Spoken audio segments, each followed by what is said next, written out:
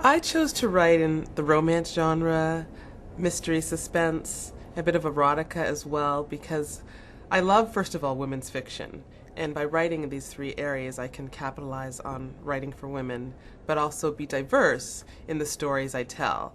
So I don't have to just write one sort of story, like a really hot, sexy story, or a mystery suspense story, or a fun romance. I can do everything. And I've always liked being able to do various things. I never like to limit myself.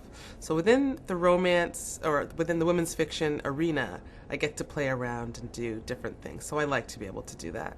Okay, my current book is called We'll Never Tell. It's about a sorority hazing that leads to murder. It's a very suspenseful story. It's got maybe a little bit of a romance in it, but it's much more of a suspense thriller story. And my next novel is called Love, Lies, and Videotape. And this is a romance, definitely. It's coming out with Kamani, part of Harlequin, about a girl who's an actress in Hollywood.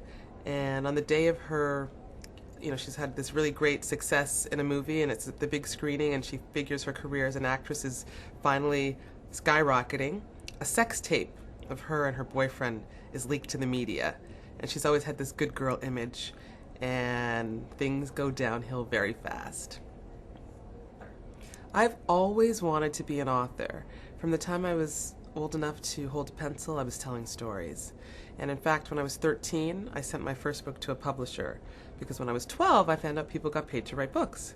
I was reading the paper, or there was something about a book writing contest, and the light bulb went off. I said, people get paid to do this. I love to do this.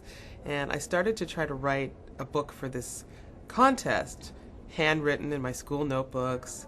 I never got it finished in time, but I thought I can maybe submit something to another publisher, because at that point I realized that the publisher addresses were in the books, and I thought I was really smart. I'm like, good, now I can just send straight to the publishing house.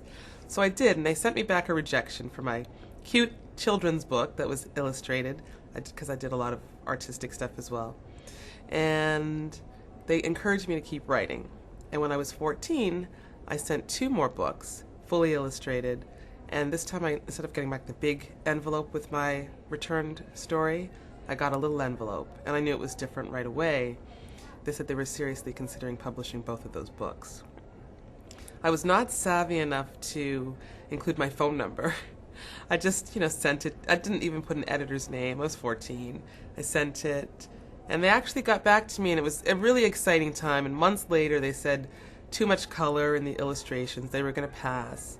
But I was encouraged rather than discouraged. I thought I was 14, and I kind of came close possibly to a first sale, because the first one was different. I got the big envelope with the book, so this time I knew it was at least a better reaction. So I thought I could do this.